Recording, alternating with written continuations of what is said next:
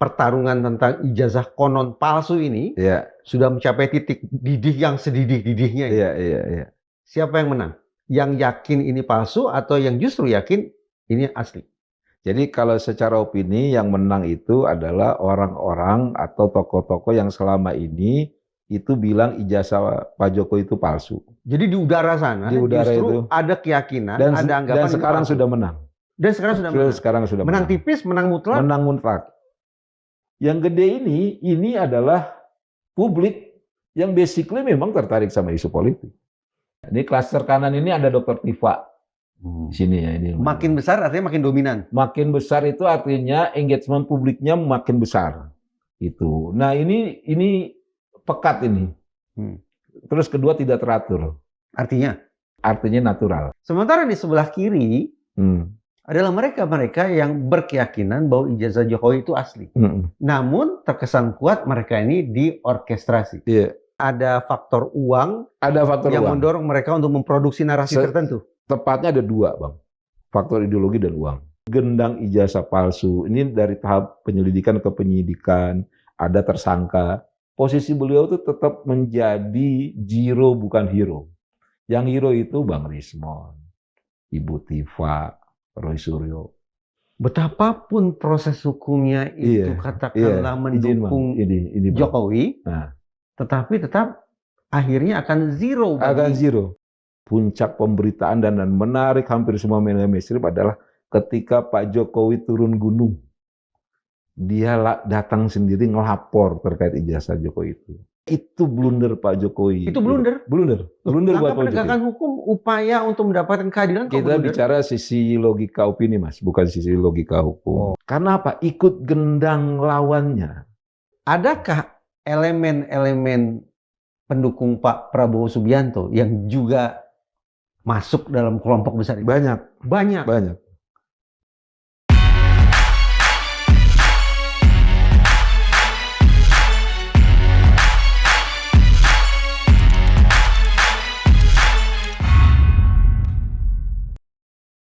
April, Mei, Juni, Juli.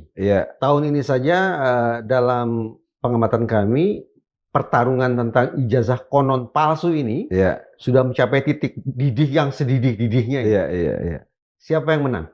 Yang yakin ini palsu atau yang justru yakin ini asli? Jadi kalau secara opini yang menang itu adalah orang-orang atau tokoh-tokoh yang selama ini itu bilang ijazah Pak Jokowi itu palsu. Jadi di udara sana justru ada keyakinan, ada anggapan. Dan sekarang sudah menang. Dan sekarang sudah menang. Menang tipis, menang mutlak.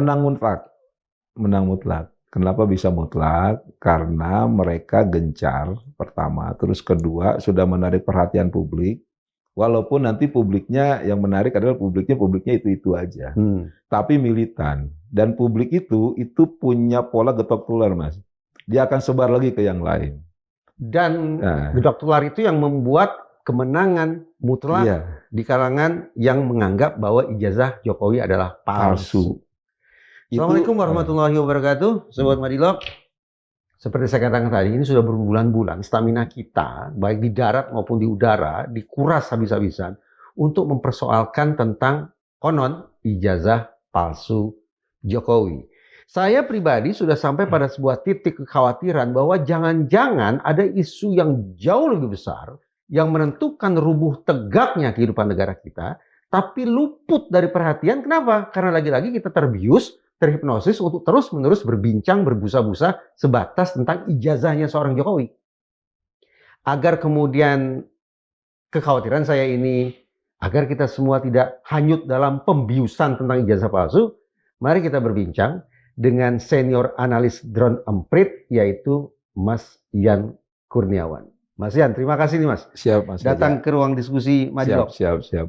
Saya yakin walaupun tanda petik hanya beberapa slide, tapi ada ribuan, bahkan mungkin jutaan data yang bisa Mas Yan expose di sini, Mas. Iya. Kembali tadi, Mas. Siap.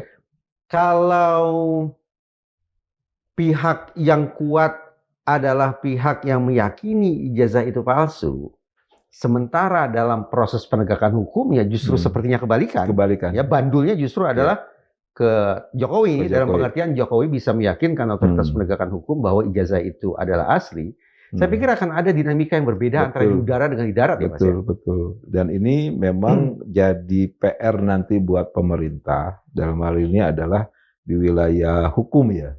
Bahwa ada kemungkinan nanti logika hukum dan logika opini itu berbeda. Gitu. Logika hukum berbeda dengan logika opini publik. Iya, berbeda. Ada satu lagi, logika Prabowo yang mengatakan ijazah tidak penting. Masalah ijazah tidak penting. Pasti kan tidak? Iya, betul. Prabowo mengatakan itu loh. Iya. Jadi salah satu yang menarik media online mainstream itu adalah ucapannya Bapak Presiden terkait ijazah itu nggak penting. Gitu. Sebelumnya isu ijazah palsu ini bisa dianggap isu yang pinggiran, tidak didengar baik itu oleh media mainstream maupun oleh tokoh-tokoh yang lain.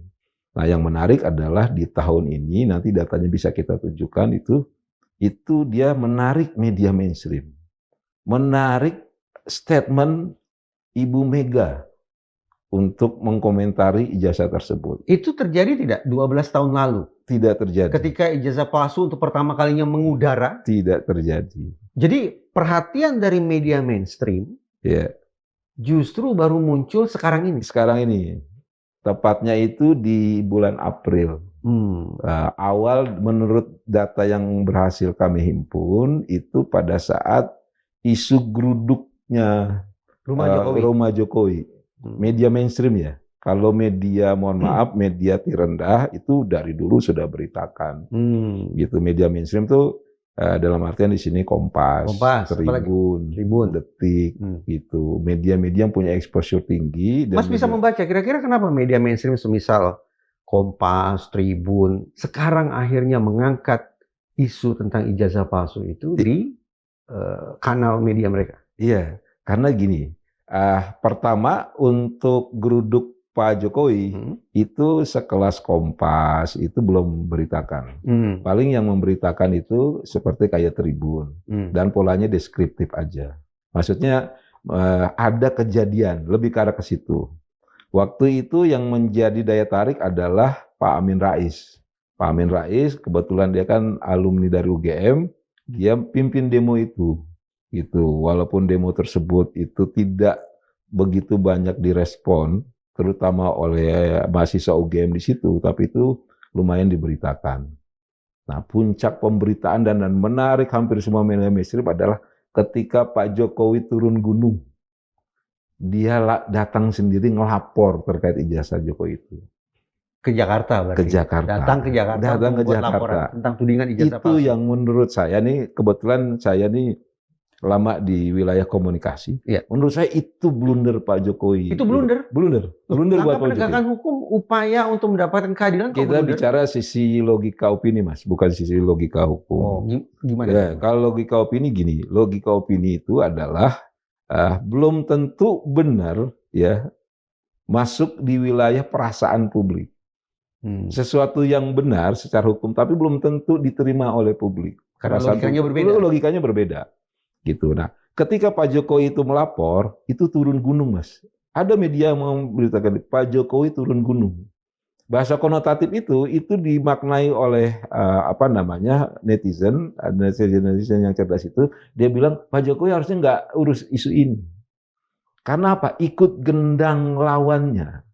Gitu. Sama aja kan Pak Jokowi masuk wilayah isu ijazah palsu Pak Jokowi tersebut. Harusnya kan Pak Jokowi punya isu sendiri. Yang paling gampang apa? Isu legasinya beliau, Mas. Coba Mas cek ya. Infrastruktur kan selama ini Jokowi kan terkenal dengan Bapak Infrastruktur. Ya disebutnya begitu. Disebutnya begitulah kurang lebih. Terlepas dari utang segala macam. Ya terlepas ya. Salah satu positifnya itu. Coba Mas tulis di Google aja. Kita googling Jokowi Infrastruktur. Terakhir muncul kapan? Udah lama, Mas. Udah lama. Gitu. Artinya zaman sekarang gampang kita cek itu bahwa ya memang Pak Jokowi kalau kita tulis di googling aja yang muncul adalah ijazah palsu. Bukan legasi positifnya Pak Jokowi. Iya, tadi Mas Jan menyebut ini kenapa Jokowi justru hanyut dalam permainan gendang lawan? Iya, harusnya jangan. Memang lawannya siapa, Mas? Sampai sebegitu hebatnya bisa kemudian membetot kaki Jokowi untuk ikut dalam tarian ini. Jadi gini, Pemicunya yang sudah sama-sama kita ketahui, yaitu ada Bang Roy Suryo, ada Mbak Tifa gitu kan, Dr. Rismon dan sebagainya gitu. Terus orang-orang yang selama ini memang terkenal dengan oposisi, misalkan Pak Said Didu gitu. Ya, ini die hardnya Jokowi dari dulu gitu. Isu ini adalah menambah keyakinan tokoh-tokoh tersebut dan loversnya untuk mengatakan memang Pak Jokowi itu salah, Pak Jokowi itu nggak benar. Malah nanti ada di wilayah emosi, Pak Jokowi itu jahat. Begitu. Buka aja Mas. Kita buka Mas. Itu mengerikan itu kalimat, bahkan ada anggapan Jokowi itu jahat. Iya, Pak Jokowi jahat. Jadi di apa namanya, izin. Nah ini di emosi nih. Ini apa ini Mas? Emosi siapa? Mas? Ini emosinya publik. Ketika berbicara tentang isu ijazah palsunya Pak Jokowi periode 1 Januari sampai kemarin. Kemarin itu ini tanggal 16 Juli. Kita taping hari ini tanggal 17 Juli. Iya. Mas sudah melakukan monitoring sejak Januari sampai Juli. Iya. Inilah suasana batin ketika bicara tentang ijazah palsu Jokowi. Suasana batin kanal X. Oke, X. Dulu Twitter. Kenapa pilih X? Simple, karena X itu adalah kanal yang selama ini digunakan oleh orang untuk melakukan opini-opini politiknya, mengadu-ngadu secara politiknya. Ring gitu. Pertarungan politiknya pertarungan politik itu di sangat di X. Gitu ya? Di X. Kalau mau lifestyle apa segala itu di kanal yang lain, misalkan gitu. Gimana Mas? Gitu. Jadi yang pertama ini adalah yang paling tinggi adalah emosi anticipation. Artinya adalah publik itu melihat ini jangan-jangan. Jadi bahasa yang muncul itu banyak itu jangan-jangan. Andai kata gitu. Jangan-jangan andai kata gitu. Kalau beneran palsu, ya itu publik tuh punya interpretasinya sendiri gitu. Itu antisipasi. Antisipasi gitu. Dan yang menarik adalah antisipasinya ini antisipasi bahwa jangan-jangan palsu nih. Jadi aksentuasinya udah aksentuasi keberpihakan kepada bahwa ini nanti palsu. Mereka berimajinasi, tapi imajinasinya sudah mengarah ke situ. Begitu. Ya, terus yang kedua itu trust. Trust itu sebetulnya terbagi dua juga. Ada yang pro ke Pak Jokowi, 1000% saya yakin ijazah Pak Jokowi itu asli. Gitu. Terus ketika Puslapor menyatakan bahwa itu asli, itu trust juga tinggi. Tuh kan gitu. Apalagi yang kurang? Puslapor udah bilang asli, UGM bilang asli gitu. Tapi sama hatersnya dilawan lagi, yakin 1000% gitu. Ya, selalu ada aksi dan reaksi di situ. Ya, di wilayah trust. Kalau anger jelas gitu. Kemarahan publik gitu. Kita selama ini dipimpin oleh orang penipu. Kurang lebih seperti itu. Sampai begitu ya? Sampai begitu. Kesimpulannya begitu. Karena gini, medsos itu kan sudah tanda kutip bahasanya bahasa kebablasan, Mas. Ya, vulgar semua. Ini sebetulnya koreksi buat kita semua gitu. Apakah ini mencerminkan memang kita gitu? Ya, itu akan jadi pembahasan ke depan tuh bayangan saya itu bagaimana culture studies membahas medsos di kita. Kita kan terkenal dengan publik yang julid istilahnya. Resek juga. Kayak gitu. Terus itu yang fear itu lumayan Mas. Takut. Apa yang ditakutkan? Kalau jadi gini, yang ditakutkan adalah dengan pemimpin Pak Jokowi ini ternyata kita tuh sudah mengalami apa aja. Gitu. Ini kan fear ini muncul ketika isu Save Raja 4. Itu kan dihubungkan dengan Pak Jokowi juga gitu. Ya, karena Pak Jokowi kerusakan lingkungan di Raja 4 itu ya? Di Raja 4. Karena Pak Jokowi itu pernah hadir di Raja 4 waktu awal-awal pemerintahan dia. Gitu. Terus yang kedua, artinya gini, Pak Jokowi ini ternyata ini tidak pro lingkungan. Dia pro eksploitasi, kurang lebih seperti itu ternyata. Terus kedua, yang kedua itu terkait dengan isu perebutan pulau di Aceh. Aceh Sumut. Karena kebetulan gubernur Sumutnya itu mantunya beliau. Gitu ya. Apa yang ditakutkan? Disintegrasi bangsa. Gitu. Itu faktor-faktor itu ya. Terus ada lagi faktor yang emosi surprise gitu. Surprise itu ketika munculnya Bapak Dr. Rismon. Ya, sebelumnya kan isu ini udah lama, udah berapa tahunan lah gitu. Yang menarik ketika Bang Rismon muncul, dia kasih bukti-bukti yang baru berdasarkan forensik digitalnya dia, kaget-kaget orang, lebih seperti itu. Dan itu kan cukup tinggi, Mas. Tinggi itu. Gitu. Dan yang menarik adalah Puslapor itu hanya menyatakan aja, dia tidak kasih unjuk cara prosesnya. Saya nggak tahu ya, karena saya bukan orang hukum gitu. Bayangan saya itu sebetulnya gini, kalau pakai wilayah opini, udah jembrengin aja. Abang caranya gimana, Bang Rismon caranya gimana, kasih unjuk ke publik sama-sama. Adu metode. Adu metode, gitu. Gitu. Dan itu sebetulnya clear. Nah, sisi positif lain, Mbak, opini itu kan kalau di Muslim ya, kolb itu kan dibolak-balik. Ya. Isi hati manusia itu bisa ke kanan, bisa ke kiri gitu ya. Kalau pakai teknik harvesting itu maksudnya gini, kita ini dulu, kita semai dulu, kita kasih pupuk dulu, nanti kita panen. Ini momennya Pak Jokowi untuk panen. Kalau dia ijazahnya asli. Kalau ijazah asli. Jadi gini Bang, orang yang tadinya kecewa, orang sumpah serapah, ketika dibalik itu ternyata asli, berbalik dia. Ibaratnya dari ronde 1 sampai 14, babak belur digebuk-gebukin habis-habisan, ronde ke-15 justru membalik arah dia unggul. Istilahnya itu harvesting. Kita susah-susah dulu, panen dulu, kasih pupuk dulu, pas panen itu kita tarik semua. Gitu. Dan itu ada istilahnya orang-orang spiral of silence. Orang-orang yang selama ini pendukung Pak Jokowi ngelihat opini gini dia diam, takut. Ternyata karena tidak ada bayaran. Takut karena dia nggak punya bukti untuk mengcounter itu. Untuk mengcounter itu, gitu. Nah, ketika itu ada, itu berbalik dan itu bisa 2 atau 3 kali lipat. Makanya kalau ditanya momen, ini momennya. Tapi kalau terus ikut gendang ijazah palsu, ini dari tahap penyelidikan ke penyidikan, ada tersangka. Posisi beliau itu tetap menjadi zero bukan hero. Yang hero itu Bang Rismon, Ibu Tifa, Roy Suryo. Betapapun proses hukumnya itu katakanlah mendukung Jokowi, tetapi tetap akhirnya akan zero. Karena ini Jokowi. Ini Jokowi. Apa ini Bang? Ini kan algoritmanya. Ini jadi nasib kita Bang saat ini adalah opini kita ditentukan sama algoritma. Ya, artinya gini, Abang ya ngomong apapun itu hanya akan didengar oleh orang yang percaya sama Abang dulu. Terus yang kedua suka dengan topik Abang. Abang kalau ingat gak dulu waktu daftar di medsos? Kalau begitu minatnya apa? Iya. Kalau dia minat bola, Abang nggak masuk tuh. Kecuali Abang ngomongin bola bisa ketarik.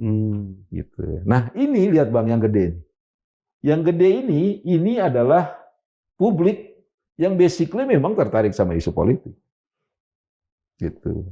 Sembarang isu politik atau politik Jokowi yang terkait. Pasal pertama itu isu politik. Kedua, kelompok yang betul-betul nggak suka sama orang tersebut itu dikumpulkan jadinya kayak gini. Gitu. Ya, saya misalkan coba Abang cek ya, Abang coba buka ijazah palsu ya. Terus kedua, Abang buka fokus pada konten yang ketidaksukaan terhadap ijazah palsu misalkan. Nanti konten-konten selanjutnya terkait ketidaksukaan terhadap ijazah palsu tersebut. Orang psikologi menyebutnya bias konfirmasi. Nah, bias konfirmasi Bang. Dan itu sekarang lagi jadi bahan obrolan dan itu akan jadi bahan untuk literasi. Gitu ya, literasi. Ngomong-ngomong makhluk sebanyak ini nih, Mas Yan, itu betul-betul manusia. Jadi di medsos itu kan ada orang bilangnya itu alam maya. Ya, ada orang bilang tuh itu alam kedua gitu. Artinya gini, di medsos itu ada orang benar, ada tim jadi orang. Sekarang juga ada AI. Gitu. AI lebih canggih Bang. AI itu dia kayak orang betul. Menyaru jadi manusia. Dia menyaru. Pagi dia posting apa, siang posting apa, nggak selalu ngomongin politik, nggak selalu ngomongin ijazah palsu.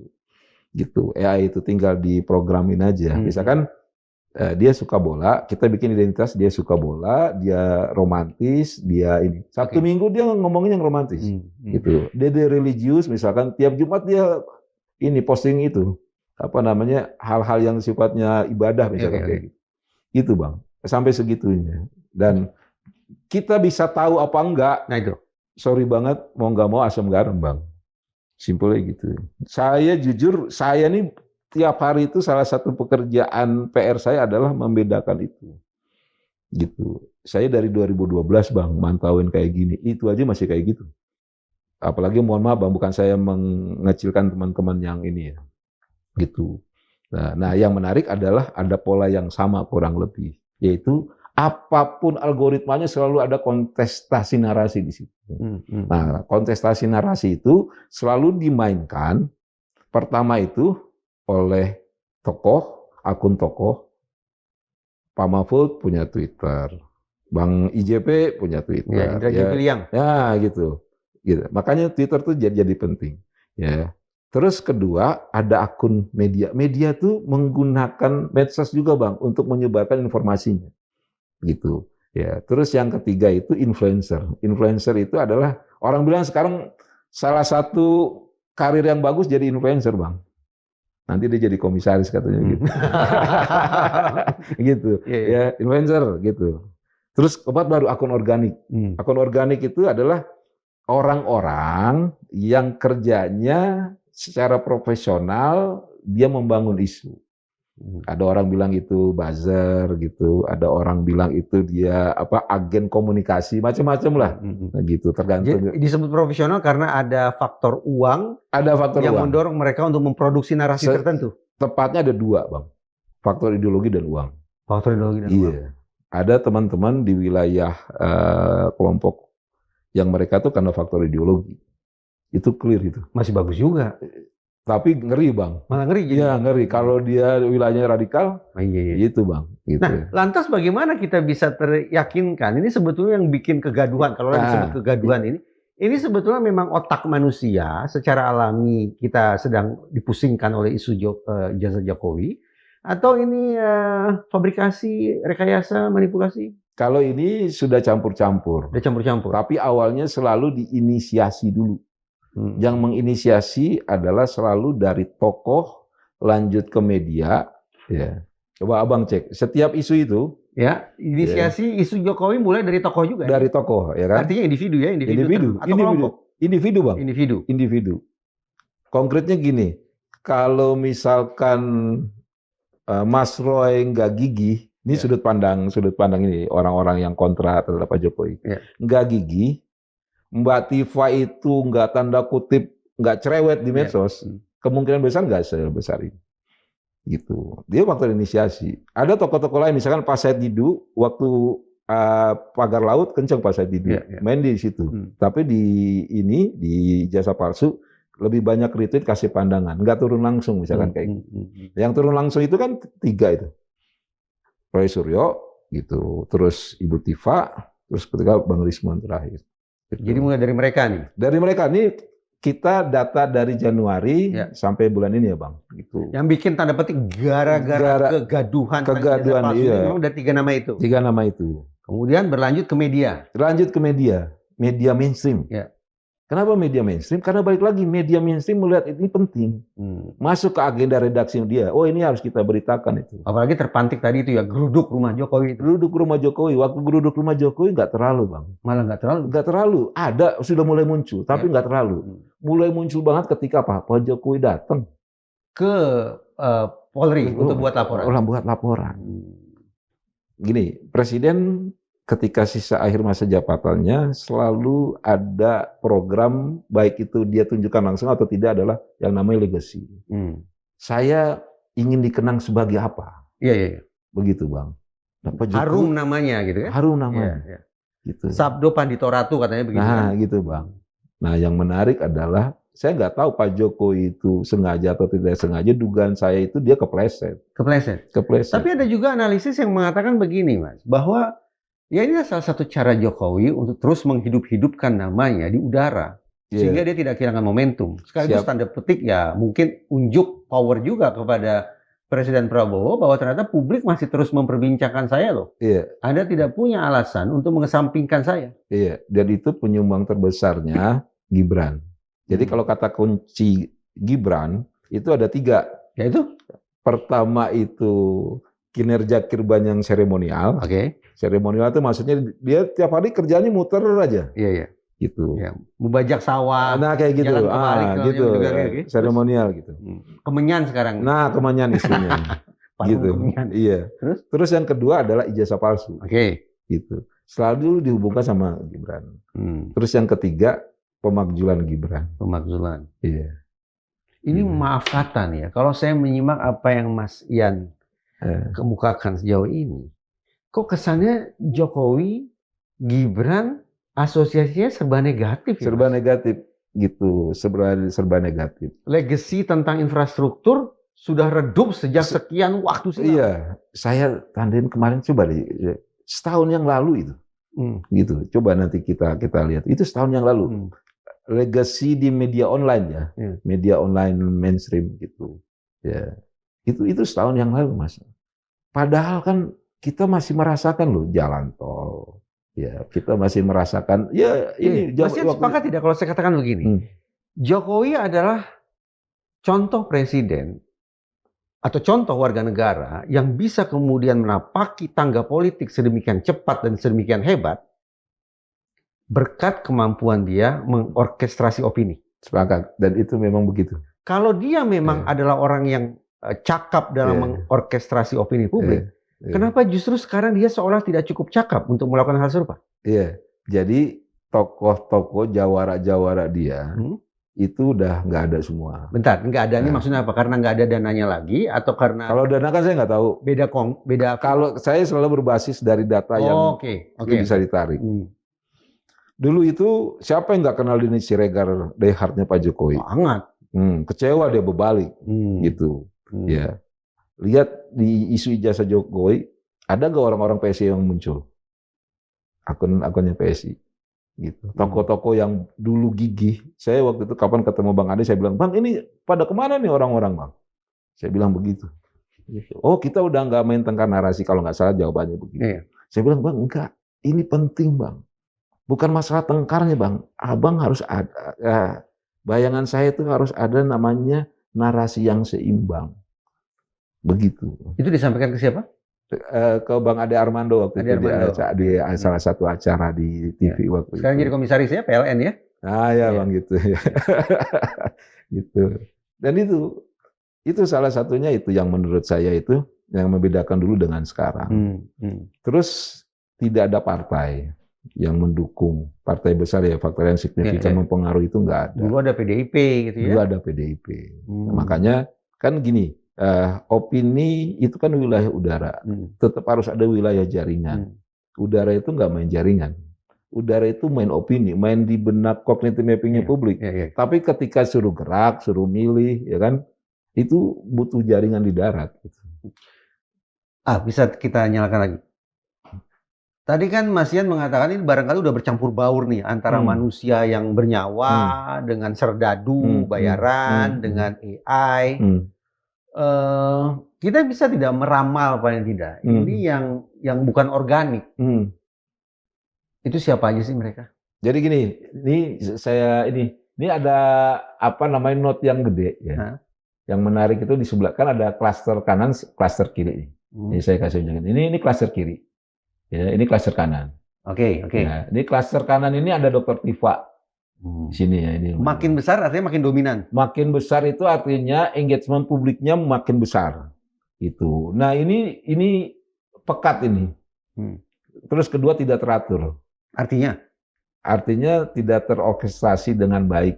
Dan itu artinya natural. Alami dong malah. Sebetulnya bagus kan jadinya? Bagus. Ya. Betul-betul ada orang yang terpanggil hatinya, terketuk nuraninya untuk ikut memperbincangkan. Betul. Dan ini masih banget. Ini masih banget. Terus lihat ini lebih teratur. Lebih teratur. Artinya justru ini yang terorkestrasi. Ini terorkestrasi. Dan ini apa posisi mereka terhadap ijazah Jokowi? Ini yang mendukung. Yang mengatakan ijazah Jokowi itu asli. Saya simpulkan sekali lagi supaya tidak keliru nih. Jadi klaster yang sebelah sana, yang pekat, yang besar itu, justru mereka inilah yang secara alami meragukan keaslian Jokowi. Keraguan-raguan itu sifatnya natural, tidak direkayasa, tidak dimobilisasi, tidak dibayar bahkan. Sementara di sebelah kiri adalah mereka yang berkeyakinan bahwa ijazah Jokowi itu asli. Namun terkesan kuat mereka ini diorkestrasi. Iya, begitu. Artinya gini, ini yang kerja ini hanya jaringannya Pak Jokowi aja. Loversnya Pak Jokowi nggak ketarik. Loversnya nggak ketarik? Nggak ketarik. Kok bisa? Nah ini jadi PR-nya mereka. Makanya saya balik lagi Mas, ini Pak Jokowi, kalaupun dia dibuktikan secara hukum bahwa ijazah dia asli, kemungkinan tetap akan jadi zero. Tidak hero. Kenapa? Karena secara opini sebelah kanan yang menang. Secara opini sudah menarik orang-orang publik umum yang tidak terorganisasi untuk ikut. Yang ini enggak. Ya mereka itu terang sebagai peneliti, pencari kebenaran, gitu kan? Macam-macam. Gitu. Ini kan mirip kayak kita ini demo atau kita hadiri konser. Ketika demo nggak ada lagi tuh mana profesor, mana anak baru lulus apa sudah nggak ada. Hanya ada kerumunan massa aja. Atau kita datang konser nggak ada itu dia kekayaan berapa atau apa gitu. Kalau ini kan masih. Kalau begitu, mereka yang mengatakan bahwa Jokowi masih menguasai udara, masih punya power untuk mengorkestrasi opini publik, itu terpatahkan dong ya dengan gambar ini. Secara politik iya. Secara narasi politik iya. Secara yang lain apa? Secara yang lain enggak. Di TikTok Pak Jokowi masih bagus. Tapi balik lagi TikTok itu ada ruang lifestyle. Gitu. Pak Jokowi, makanya kekuatan Pak Jokowi secara akseptabilitas personal itu masih banyak. Gitu. Makanya kurang lebih gini, saya mau kasih masukan nih Mas. Kalau orang-orang pendukungnya Pak Jokowi ini, boleh kita ya. Sedikit aja, jangan banyak-banyak. Tip gitu. Dan trik bagi para pendukung Jokowi. Iya. Pindahkan isu Pak Jokowi itu kalau dari ruang politik menjadi ruang lifestyle. Misalnya ijazah palsunya. Contoh yang paling gampang gini, kasih unjuk aja lah sisi humanisnya Pak Jokowi. Yang ketika dia menerima begitu banyak terpaan, atau kalau sudut pandang orang yang mendukung, fitnah kayak gitu. Dikuatin itunya. Ini saya jadi agak khawatirnya begini, ini bukan masalah Jokowinya nih ya. Kan yang di sebelah sana itu adalah mereka yang skeptis tentang keaslian ijazah Jokowi. Saya jadi risau, jangan-jangan lembaga semisal UGM juga bisa kena getahnya. Udah kena getahnya. Sudah kena getahnya. UGM sudah kena getahnya. Wilayah ini tidak percaya lagi sama UGM kurang lebih. Sakit hati saya dengar kalimat itu. Saya lulusan UGM loh. Nah ini, saya mau ulangi lagi biar abang tambah sakit dan mengevaluasi. Gitu. Saya minum dulu kalau lanjut. Jadi gini, UGM sampai saat ini mengatakan bahwa ijazah Pak Jokowi, ini statement resmi ya. Resmi. Bahwa ijazahnya asli. Ya. Tapi publik di sini, ini yang banyak sekali itu, mengatakan bahwa ijazah Pak Jokowi palsu. Itu aja kan udah kelihatan, posisi mereka terhadap UGM seperti apa. Yang menarik ini kerennya publik itu, tidak menyerang langsung. Jadi kalau bicara isu ijazah Pak Jokowi, UGM sebagai pelengkap berita. Tapi pelengkap berita di posisi yang disalahkan. Begitu. Tidak menjadi objek yang ditembak. Malah di telinga saya terdengar seperti seolah-olah UGM bersekongkol gitu. Tinggal ada yang mainin ke situ aja isunya jadi. Karena bahan bakarnya udah banyak, Bang. Udah banyak banget bahan bakar. Lalu tip dan trik untuk UGM nih. Tadi tip dan trik untuk Jokowi udah. Coba deh tolong saya minta tolong nih. Tip dan trik untuk UGM gimana? Simpelnya kasih unjuk sedetail-detailnya, tapi bukan unjuk berupa data, tapi metodologi caranya. Nah kalau ini kan berarti kan pakai kurang lebih bayangan saya itu pakai penelitian literatur ya. Gitu. Kasih unjuk aja berkas-berkasnya. Jokowi ijazah juga diperlihatkan. Iya, ijazahnya diperlihatkan. Sangat clear itu. Sebenarnya kan nggak tahu ya, mohon maaf, mungkin saya terlalu menyederhanakan. Tinggal kasih unjuk doang, Bang.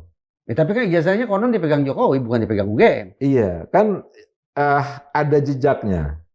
Misalkan kumpul bareng, ya orang bareng-bareng diinisiasi, misalkan sama UGM, atau ada mungkin ikatan alumni atau apa gitu. Atau perhimpunan guru besar. Perhimpunan guru besar gitu. Ada wilayah pertemanan, kasih testimoni. Dulu Jokowi pernah ngopi bareng ya sama saya ya. Waktu itu pernah misalkan bantuin saya nembak yang sekarang jadi istri saya, misalkan kayak gitu. Mas Yan tahu tidak kenapa saya yang paling bikin saya ngeri adalah karena itu organik, karena itu alami. Saya bayangkan mereka adalah mereka yang berpikir merdeka, berpikir jernih, berpikir lurus, bukan orang-orang kepalanya dipegang untuk mengatakan A atau B atau C. Mereka merdeka. Itu bagi saya merisaukan sekali itu. Iya. Nah, yang saya juga bingung adalah di UGM-nya sendiri tidak ada kayak semacam gerakan untuk mencari tahu. Tapi ada sisi positifnya juga sih. Dalam artian gini, UGM nggak mau masuk ke gendang tersebut. Itu kerennya di situ memang. Kerennya di situ. Gitu. Mas Yan, ketika membaca ini ada tidak tanda-tanda begini? Ini konon sudah terjadi penyalahgunaan terhadap alat-alat negara. Yang semestinya mereka adalah alat negara, tapi justru menjadi alat kekuasaan. Sehingga muncul dugaan-dugaan, jangan-jangan sekian banyak alat negara ini justru sudah diikut-sertakan dalam membangun orkestrasi narasi tertentu. Itu indikasi itu tertangkap tidak, Mas? Kalau di ijazah palsu enggak. Ya, gitu. Ijazah palsu itu isinya adalah yang kelompok kanan ini adalah orang-orang yang dulu haters atau oposisi terhadap pemerintahan Pak Jokowi. Mereka dengan isu ijazah palsu ini semakin militan. Yang menarik adalah mereka di posisi pemerintahan sekarang itu tidak menyerang Pak Prabowo. Dia menyerang pemerintah via Gibran. Makanya isu pemakzulan itu laku di sini. Ya, isu pemakzulan laku. Ketika bahas MBG misalkan, mereka nggak terlalu tertarik dengan MBG. Padahal MBG itu bagian kesehariannya mereka. Ini unik nih. Ini unik. Ketika Mas Yan menyebut masalah MBG, saya ingat begini. Ini teman-teman detik.com, ini catatan saya nih. Beberapa pekan lalu, dari sekian banyak berita yang ada di detik.com, berita yang paling atas dalam pengertian komen yang paling banyak, itu justru MBG oleh Polri. Saya terus terang bertanya-tanya, seseksi itukah isu MBG sampai menempati peringkat pertama di detik.com sebagai berita yang paling sering diperbincangkan oleh netizen? Saya ragu.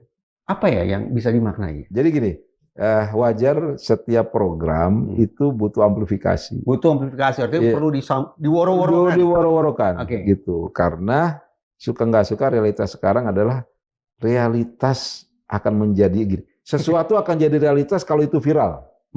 Clear di situ, Bang. Gitu. Dan sepertinya yang buat MBG Polri itu paham dengan kondisi kayak gitu. Dengan teori itu dia paham. Dengan teori itu dia paham. Sehingga ya dibuat gimana caranya agar amplifikasinya itu tinggi. Gitu. Jadi lagi-lagi bukan alami. Lagi-lagi sepertinya bukan alami. Kita patut menduga. Bahwa isu tentang MBG Polri sedemikian laris di online atau paling tidak di portal berita tertentu, bukan sesuatu yang alami. Bukan sesuatu yang alami, begitu. Makanya kan gini, basic alami itu, pertama itu percakapannya pasti ada news value, nilai berita. Iya. Gitu. Makanya isu-isu yang sifatnya konflik, horor, seks, itu cepat itu. Gitu. Terus kedua, isu-isu yang sifatnya aksidental.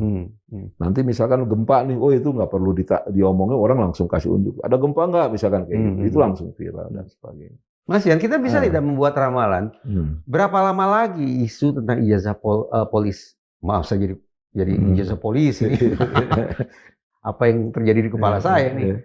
Sampai kapan isu tentang ijazah palsu Jokowi konon itu akan terus menjadi perbincangan netizen? Sampai kapan? Ada gambaran grafik ke sana? Jadi gini, ini kan sejak Januari kan? Mas sudah monitor sejak Januari kan? Januari. Yang menarik itu kan pertama Januari sampai April, nih mohon maaf ya, kita kasih unjuk data. Nah ini, kita lihat ya. Januari itu ada 1, 2, 3 lah, dan itu isunya isu ijazah Jokowi, tapi tanda kutip masih cerita yang lalu, gitu. Nah, ada episode terbaru gitu, itu di bulan April. Di bulan April ini, tiba-tiba melonjak gitu. Tiba-tiba melonjak gitu. Apa itu? Yaitu pada saat geruduk, geruduk itu. Nah, kenapa baru? Karena bisa menarik media mainstream untuk memberitakan, walaupun nggak banyak, gitu. Ya, nih, saya kasih unjuk yang media mainstreamnya ya. Nah ini, gitu. Ya. Oh iya ya, mulai April itu ya media mainstream. Ini khusus media mainstream memberikan perhatian. Iya, perhatian. Awalnya kan sepi-sepi aja, gitu. Kan gini, media ketika menulis itu kan pasti sudah mereka siapkan minimal rapat di meja redaksinya itu. Mana yang dianggap penting baik itu secara ideologi maupun secara ekonomi ya. Dalam artian nanti wah ini ada clickbait-nya nih, kita bisa dapat untung di situ misalkan kayak gitu. Nah, isu ijazah Jokowi ini yang menarik itu di bulan Aprilnya, yaitu ketika geruduk Jokowi, terus sayangnya adalah Pak Jokowi itu kemakan yang tadi saya bilang. Malah datang ke kantor polisi. Malah datang ke kantor polisi. Tambah itu. Karena news value-nya sebenarnya di Pak Jokowi sendiri. Makanya kalau misalkan saya boleh bicara gitu sama timnya Pak Jokowi itu, ini tim komunikasinya yang harus diperhatikan betul gitu. Ya. Nah, apakah natural sekarang percakapan publiknya natural? Gitu. Awalnya memang ada sistematika yang membuat hal ini menjadi naik, gitu. Apa? Itu geruduk rumah Jokowi. Geruduk itu kan datang bareng-bareng, berarti kan janjian, gitu kan? Ketika janjian kan ke sana, gitu. Itu kan ini ibaratnya apa? Bukan ibaratnya, itu yang disebut dengan ya sesuatu yang kita buat, gitu. Ya rekayasa lah, bukan natural, gitu. Mas, kita boleh kembali ke yang warna merah tadi enggak, Mas? Mana? Yang SNA ya? Nah ini Mas. Tadi kan Mas Yan menyebut yang berhimpun di bagian yang besar itu adalah mereka-mereka yang berseberangan dengan Jokowi. Iya, berseberangan dengan Pak Jokowi. Pertanyaan saya begini. Prabowo Subianto kan dulu berseberangan Mas, dengan Jokowi. Adakah elemen-elemen pendukung Pak Prabowo Subianto yang juga masuk dalam kelompok besar itu?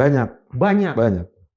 Gitu. Ini kan ini pendukungnya Pak Prabowo tapi bukan yang sekarang, yang dulu mendukung Prabowo Subianto gitu kan. Intinya gini, ini adalah orang-orang haters abadinya Pak Jokowi lah kurang lebih. Musuh abadi gitu. Nah, yang menarik lagi adalah yang dikecewakan sama Pak Jokowi, misalkan contoh Denny Siregar misalkan, itu dia nggak jadi opinion leader di sini. Di isu ijazah Pak Jokowi dia nggak jadi opinion leader. Tapi sekaligus saya jadi memahami bahwa seolah juga ada friksi antara Prabowo Subianto dengan para pendukung mereka. Kenapa? Prabowo Subianto kan berulang kali mengangkat narasi yang positif terhadap Jokowi. Termasuk hidup Jokowi. Tapi kenapa para pendukung beliau justru berada dalam lingkaran yang kontra terhadap Jokowi? Jadi gini, pendukungnya Pak Prabowo kan banyak. Ada berbagai elemen. Salah satu elemennya adalah para atau orang-orang yang dulu haters abadinya Pak Jokowi gitu. Dan ada juga pendukung yang lain. Pendukung lain tuh yang netral. Terus ada juga yang harus diingat adalah ada yang split voter itu. Dulu ke Pak Jokowi, sekarang dia ke Pak Prabowo. Berayun gitu. Ya, yang namanya swing voter itu kan contoh Mas, gemoy itu suka nggak suka, mau diakui atau tidak, itu pengaruhnya besar. Kenapa? Pemilu kemarin itu pemilunya anak muda. Ya, anak muda itu pertama itu wilayah akseptabilitas dulu Mas. Baru wilayah Anda pinter apa enggak gitu. Ya, akseptabilitas kan polanya Bapak gue banget apa enggak. Bapak tuh gaul banget apa enggak. Makanya Amin Rais. Anies itu main TikTok gitu. Anies dengan mohon maaf terkenal dengan kepakarannya, tapi main TikTok dia gagap gitu. Kan gagap itu di awal itu. Itu disukain sama anak-anak muda. Karena sisi naturalnya itu, Bapak mau gaul ya sama saya ya. Gitu. Nah, orang-orang kayak gitu nggak suka dengan isu ini. Nggak suka dengan isu politik ini. Gitu. Artinya mereka tidak ikut ngobrol di sini. Ini hati-hati buat para orang yang lagi gaungkan ijazah palsu Pak Jokowi. Karena kebablasan juga tidak baik. Akan balik ke mereka juga. Di istilah komunikasi, medsos itu too much. Kebanyakan lu gitu. Sampai enek gitu. Ya kan tadi Mas juga kalau nggak salah ngomong kan, ini mau sampai kapan sih? Padahal ada yang hal lebih penting. Omongan seperti itu tuh udah mulai banyak. Itu tanda-tanda tuh ya? Itu tanda-tanda gitu. Artinya apa? Ya, jangan asik juga gitu. Gitu. Jangan asik juga dengan sesuatu isu yang menurut Anda jadi hero, Tapi nggak taunya orang itu udah 6 gitu.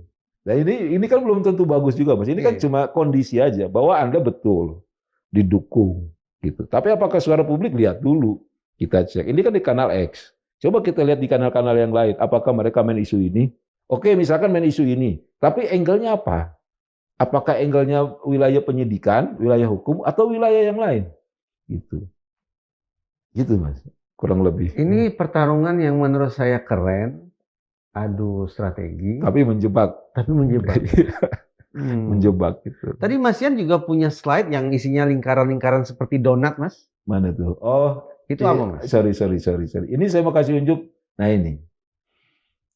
Lihat dulu ini kan gini. Ini akun yang punya impact paling gede terhadap ijazah palsu Pak Jokowi. Belum paham saya. Gimana? Jadi gini, ini kan saya ngambil data dari Januari sampai kemarin. Ya, sampai 16 Juli. 16 Juli. Ya, terus kita himpun datanya, terus kita susun. Mana akun yang paling punya dampak.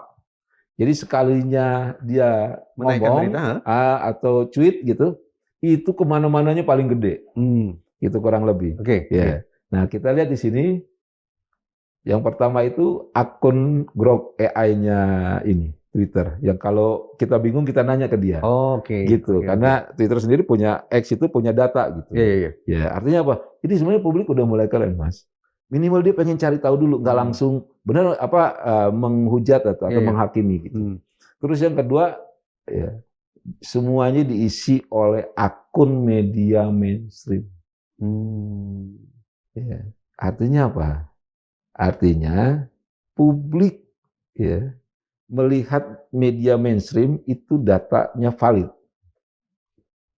Saya ngomong, Mas ngomong, tapi belum masuk ke media mainstream, orang belum share. Gitu. Ini maaf nih pemikiran jorok saya begini. Berarti kalau saya ingin membalik ritme pertandingan, saya harus kuasai media mainstream itu. Gitu ya? Kurang lebih gitu. Dan jangan hanya dia diberitakan, tapi juga tolong masukkan di akun medsosnya. Karena belum tentu berita itu dia tonton. Jadi gini, ada orang lihat langsung di ininya, di Detik misalkan atau di Tribun, ada orang melihat berita itu ketika dia scroll medsosnya. Oke. Gitu. Saya paham. Jadi ada TV, ada website. Ada medsos. Yang paling jitu adalah kalau suatu isu tiga-tiga aja dimunculkan. Karena orang sekarang gini, izin berapa kita hari ini nonton TV berapa jam? Sedikit. Lihat koran nggak, boro-boro. Koran udah punah. Orang udah bisa bilang gitu punah. Rata-rata orang mengambil informasi itu di akun medsos. Gitu. Tinggal lihat segmentasinya. Gitu. Anak muda itu menarik gini. Anak muda itu nyarinya itu di TikTok, Mas.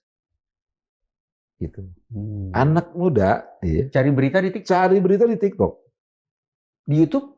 Di YouTube juga. Tapi yang paling dominan itu di TikTok. Buat teman-teman Madilog itu berarti TikToknya. Jadi gini, kalau bisa teman-teman juga ketika bikin konten di YouTube, ambil 5 detik, maksimal 15 detik, masukkan di Reels di TikTok. Gitu. Terus ada diksi-diksi yang kuat, yang menarik perhatian publik, itu yang diambil quote-quote, lempar di situ. Kenapa anak muda melakukan itu? Karena mereka kebanjiran informasi. Harus informasi yang punya nilai daya tarik gitu, yang narik, yang punya anchor gitu, ketarik gitu. Sampai akhirnya dia noleh ke situ. Dan nolehnya juga itu nggak lama. Karena ada informasi lain yang nunggu.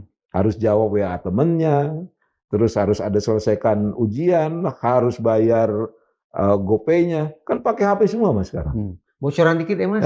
Kita bicara dikit aja tentang Gibran. Kalau hasil pantauan oleh drone emprit, dari masa ke masa, dari bulan ke bulan, posisi Gibran itu seperti apa sih, Mas? Jadi gini, kalau untuk Gibran itu waktu di acara TV kemarin itu, di 1 bulan terakhir itu, Gibran itu termasuk paling populer setelah Pak Prabowo. Populer ini konotasi positif atau negatif nih? Enggak, mau positif maupun negatif. Dia populer dulu, kan ada 3, Mas, biasanya.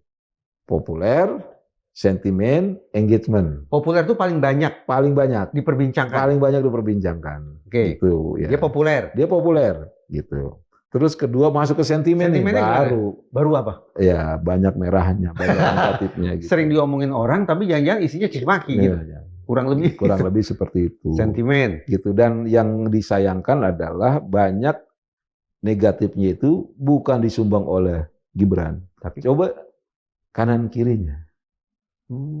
Dari mohon maaf dari Pak Jokowi, dari Bobi, gitu. Ya gitu, kurang lebih 2 penyumbang di bulan-bulan terakhir itu penyumbangnya 2 itu. Mengena akhirnya getahnya ke Gibran. 2. Gitu. Tadi popularitas, sentimen, yang ketiga engagement. Engagement itu siapa yang ngomong, siapa yang tertarik dengan isu tersebut. Jadi kami biasanya kalau ngelihat isu tuh oke, populer, kita cek, oh tokohnya yang ngomong ini aja, aman Pak gitu. Kalau misalkan saya ngomong sama dimintain nasihat gitu misalkan, caranya gitu.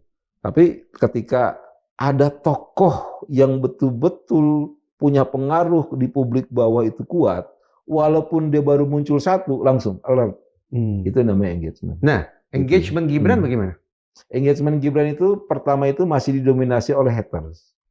Gitu. Terus kedua, engagement Gibran itu memang masih bagus di wilayah anak-anak muda, tapi pendukung dia.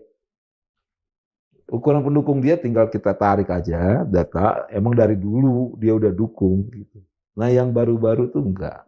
Padahal yang dibutuhkan oleh timnya Gibran adalah bukan hanya yang loyal itu, tapi juga yang baru. Jadi overall secara keseluruhan ditinjau dari sisi popularitas, sentimen, dan engagement, Gibran nomor 2 atau nomor 3 biasanya populer. Gibran pernah nomor 3 pada saat isu Iran. Wajar orang ke situ semua. Kan menarik tuh kemarin tuh perang Iran sama Israel gitu. Gitu. Prabowo tetap nomor 1. Walaupun Iran Israel, Prabowo tetap nomor 1. Saya jadi penasaran. Gitu. Kalau Prabowo popularitas pasti tinggi. Pasti tinggi. Sentimennya juga positif. Negatif juga banyak, tapi masih lebih positifnya dibanding negatif. Engagementnya juga banyak. Wajar Mas Presiden dan Presiden awal, gitu. Ada fenomena yang menarik di zaman PSBY dan sepertinya akan berlanjut terus. Itu fenomena kapal karam. Apa itu? Ya ketika mau terakhir masa jabatan, nah orang banyak yang pindah, ditinggal. Pak Jokowi sekarang coba lihat, cek enaknya zaman sekarang kan tinggal googling aja, Jokowi tinggal kasih tanggalnya gitu atau momen-momen apa lihat, tokoh-tokoh masih banyak yang ngomong kesini. Dan kemana itu tokoh-tokoh? Gitu. Kita pindah lagi. Mas punya tidak data secara umum aja dulu. Singkat dulu data tentang korupsi PUPR Sumatera Utara. Suka tidak suka, akhirnya ingatan publik juga akan mengarah kepada Bobi Nasution, menantunya Jokowi. Ada tidak data tentang itu? Ada, tapi kami nggak pantau melekat ya, gitu. Ya, kami pantaunya di tingkat popularitas saja. Yang menarik itu pertama, isu PPR masih kalah dengan isunya perebutan Pulau Aceh dan itu. Gitu. Dan dua-duanya menyumbang sentimen negatif signifikan ke Bobi dan ke Pak Jokowi ujungnya. Jadi kan gini, dari Bobi ke Jokowi terus ke Gibran. Oh begitu gitu. Ya alurnya ya. Alurnya gitu. Nah, ketika udah 2 tahap, itu biasanya orang tuh udah mulai menghubungkan, orang udah mulai membelokkan kayak gitu. Basically kan dia kecewanya itu pada orang yang terlibat di isu tersebut kan. Dalam hal ini kan Mas Bobi gitu. Nah, Bobi dibelokkan ke Jokowi, terus ke Gibran. Satu lagi, isu tentang pemakzulan Gibran. Bagaimana hasil monitoringnya? Jadi lihat aja ini saya ada datanya, tapi 1 bulan terakhir ya. Nggak apa-apa. Gini. Ini slide ini, apa ini Mas? Jadi ini 1 bulan terakhir, ini kata kuncinya Gibran Raka Buming. Jadi kita kata tuh Gibran, terus Gibran Raka Buming gitu. Kita crawling kata-kata yang netral gitu. Biar nanti nangkep itu data itu baik kanan maupun kiri, kurang lebih seperti itu. Yang menarik itu adalah ini kan banyak nih retweet gitu. Ya, kita punya sampai ribuan. Kita ngambil 5 yang terbesar.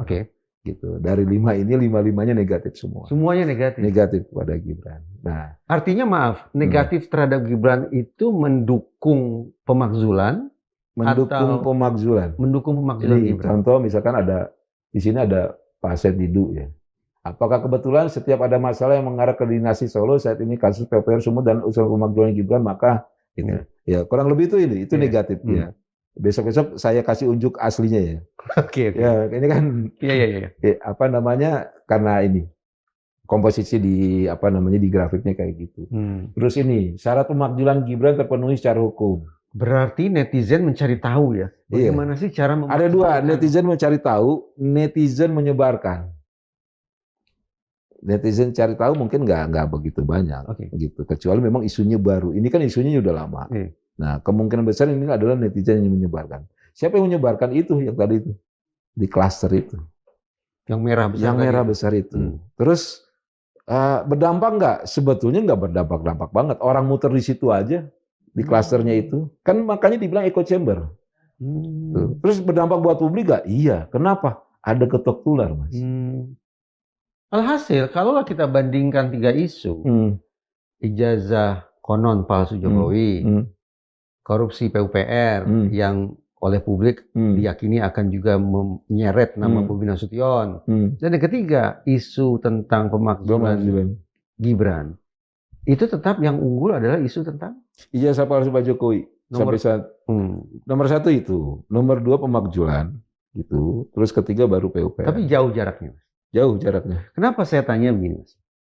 Semalam saya dikontak oleh seorang guru besar ilmu hukum dari Universitas Indonesia.